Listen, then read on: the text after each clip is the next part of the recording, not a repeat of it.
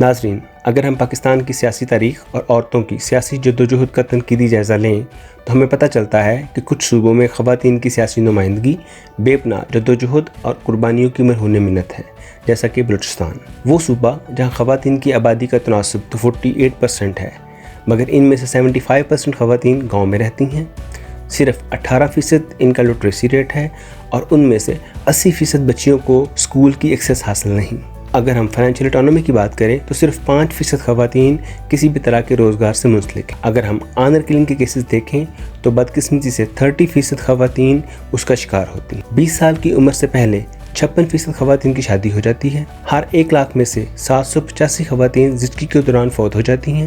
اگر ہم اس کا کمپیریزن دوسرے صوبوں سے کریں تو یہ نمبر بہت زیادہ ہے۔ 60% خواتین نے اپنی پوری زندگی میں کبھی لفظ پولیٹکس سنا ہی نہیں، لیکن پھر بھی آج ان کی نمائندگی بلوچ پارلیمنٹ میں 18% ہے اور ان میں سے 5% خواتین لیڈرشپ کے مختلف رول نبھا رہی ہیں۔ اتنی مشکلات کے باوجود انہوں نے یہ سیاسی نمائندگی کا سفر کیسے طے کیا اور کس طرح وہ اپنے صوبے کی خواتین کے حقوق کے لیے مسلسل کوشاں ہیں، آئیے جانتے ہیں آج کی اس ریسرچ گفتگو میں۔ تو ناظرین، آج ہمارے ساتھ ہیں ڈاکٹر شاہدہ حبیب علی زئی، جو کہ gender studies department Balochistan university میں اسسٹنٹ پروفیسر کے طور پہ کام کر رہی ہیں اور وومنس پولیٹیکل پارٹیسپیشن ان کے ایریاز آف ریسرچ ہے۔ آج کی گفتگو میں ان کے جس ریسرچ پیپر کو ہم نے شامل کیا ہے اس کا ٹائٹل ہے political role of Baloch women in mainstreaming politics in Balochistan. Doctor صاحب وارم ویلکم۔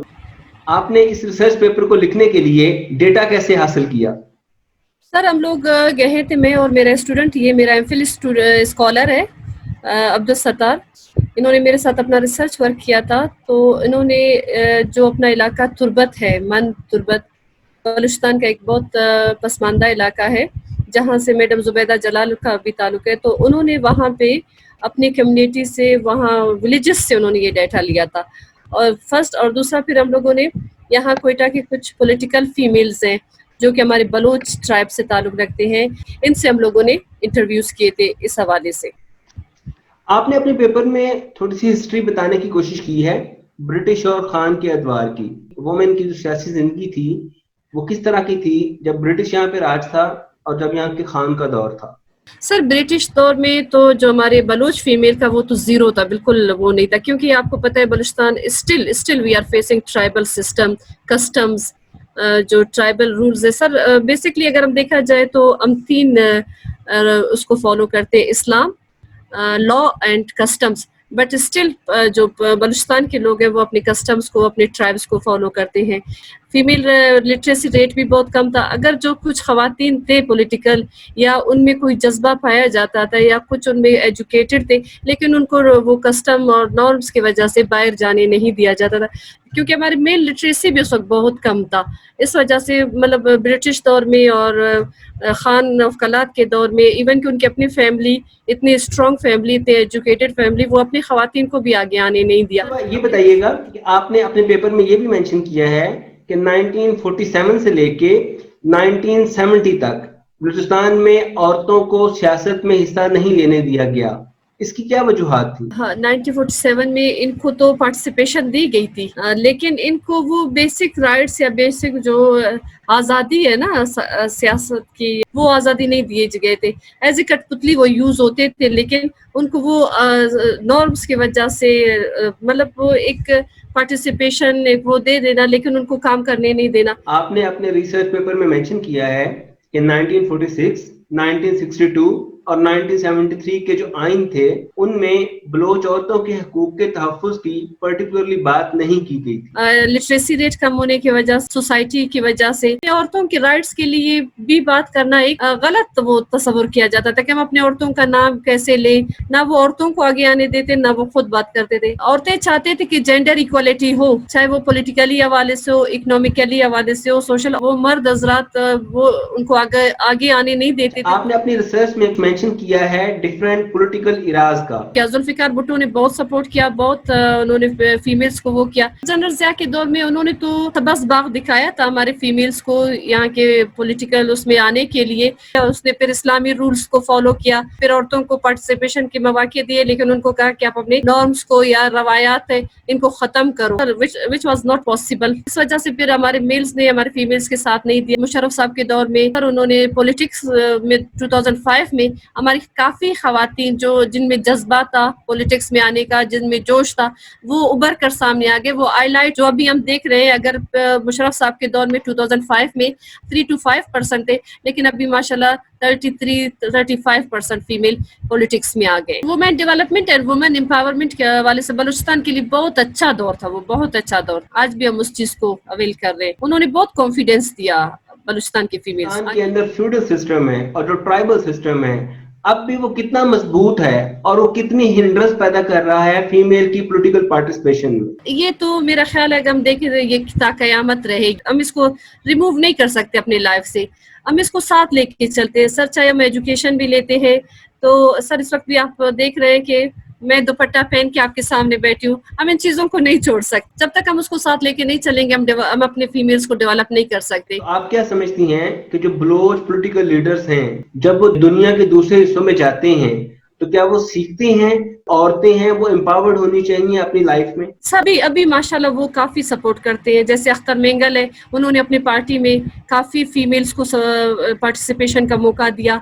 फिर नेशनल पार्टी है डॉक्टर मालिक की, उन्होंने बहुत से फीमेल को, बलोच फीमेल को आगे लाया। आपने अपने पेपर में मेंशन किया है कि जो पॉलिटिकल पार्टीज हैं उनके अंदर भी वुमेन विंग बनना शुरू हो गए हैं बलूचिस्तान में। आप बताइएगा वो किस हद तक जो सूबे की पॉलिटिक्स है उसको वुमेन इमेंसिपेटरी लाइंस के ऊपर लेके आ रहे हैं। सर वो जो विंग्स है वो माशाल्लाह बहुत जबरदस्त पॉजिटिव रोल अपना प्ले कर रहे हैं, नॉर्म्स के अंदर रहते हुए, ट्राइबल सिस्टम में रहते हुए।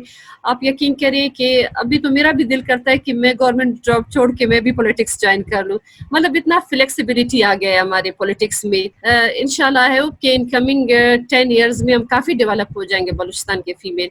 आपके यहाँ जो दो मेन एथनिक आइडेंटिटीज हैं, एक आपके यहाँ बलोच है और दूसरा आपके पास पश्तून है, तो इन दोनों में से फीमेल की लिबरेशन के हामी कौन है? बलोच, क्योंकि सर यहाँ बलूचिस्तान में जो as compare to Pashtun belt, Bloch belt की ज्यादा है और एजुकेशन का रेशो भी यहाँ बलोच बेल्ट का ज्यादा है, तो इस वजह से लिबरेशन यहाँ पे बलोच ज्यादा सपोर्ट कर रहे हैं अपने फीमेल्स को। क्या आप ये समझती हैं कि बलूचिस्तान में फीमेल की डेवलपमेंट और फीमेल की एम्पावरमेंट वो मेल की सपोर्ट के बगैर मुमकिन नहीं है?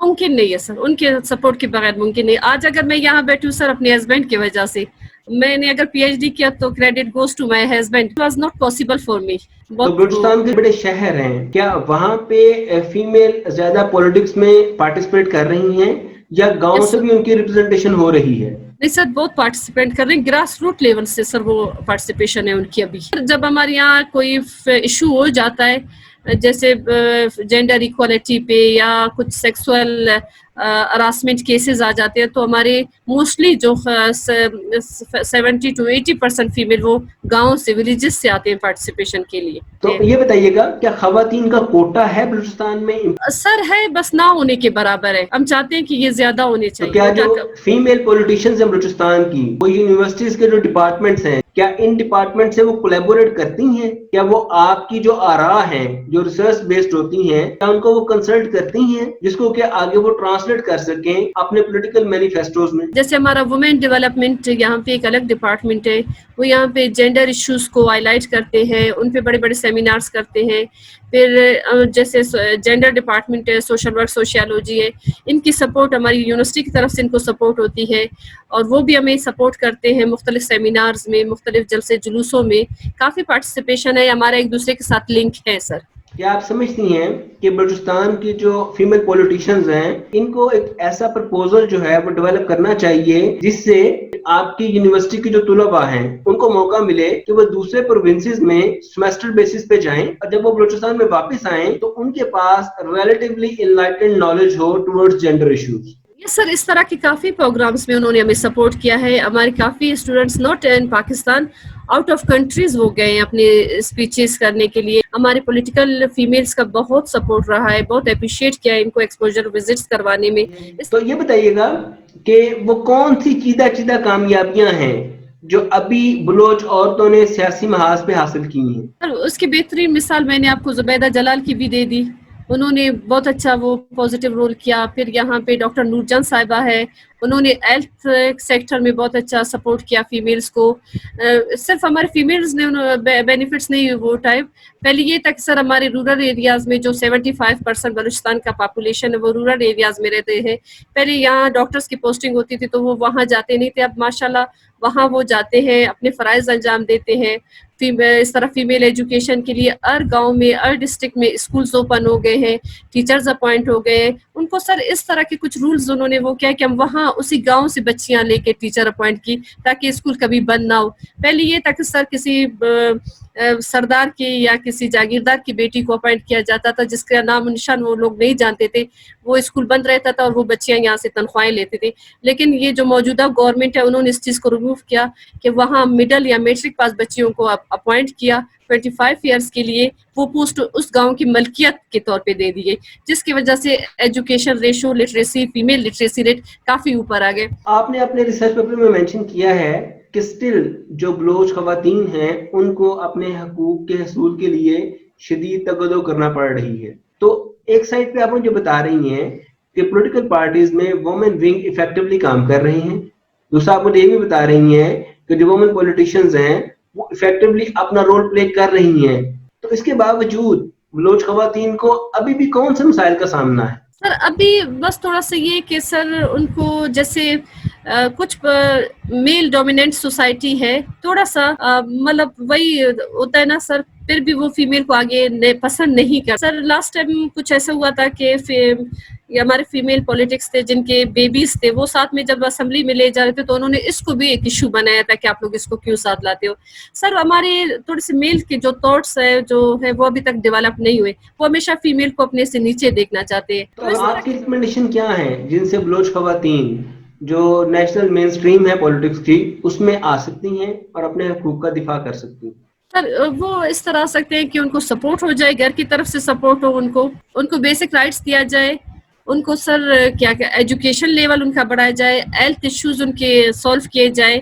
جب تک میل ہمیں سپورٹ نہیں کریں گے ہم آگے نہیں آ سکتے. ہمارے میل کی سپورٹ زیادہ ہونی چاہیے, پھر ہم بہت آگے نکل سکتے. چلیے ڈاکٹر شاہد آپ کا بہت بہت شکریہ کہ آپ نے اس امپورٹنٹ ایشو کے اوپر ریسرچ کنڈکٹ کی. آپ کی جو فائنڈنگز ہیں اس کی بیس کے اوپر ہم یہ اسیوم کر سکتے ہیں کہ آلدو کہ پچھلے سالوں میں جو وومن کی پارٹیسپیشن تھی بلوچ پولیٹکس میں وہ بہت کم تھی, لیکن آفٹر دا مشرف رجیم ان کا جو کنٹریبیوشن تھا وہ سگنیفیکنٹلی امپروو ہوا, اور ان کی پولیٹیکل پارٹیسپیشن نہ صرف امپروو ہوئی بلکہ اس کے ساتھ ساتھ جو ڈفرینٹ ڈائمینشنز ان کی لائف کی ہیں اس میں ان کو سگنیفیکنٹلی بینیفٹس ملے, جیسے کہ ایجوکیشن سیکٹر ہے, ہیلتھ سیکٹر ہے اور ایسے سیکٹر. ہم اسیوم کر سکتے ہیں آپ اس طرح کی جو ریسرچز ہیں جیسے آپ نے ریسرچ کنڈکٹ کی ہے, فیوچر میں یہ جو فیمیل ہے بلوچستان کی ان کے ایشوز کو اور کلوزلی ہائی لائٹ کریں گی کہ جس کی مدد سے جو پالیسی میکرز ہیں, جو پولیٹیشینز ہیں, وہ ایسے قوانین اور ایسی پالیسیز بنا سکیں جو کہ ڈائریکٹلی ان کو ڈسکریمنیشن سے بچا سکیں اور ان کو جو مین اسٹریم پولیٹکس اس میں لے کے آ سکیں. تھینک یو سو مچ, آپ کا بہت بہت شکریہ.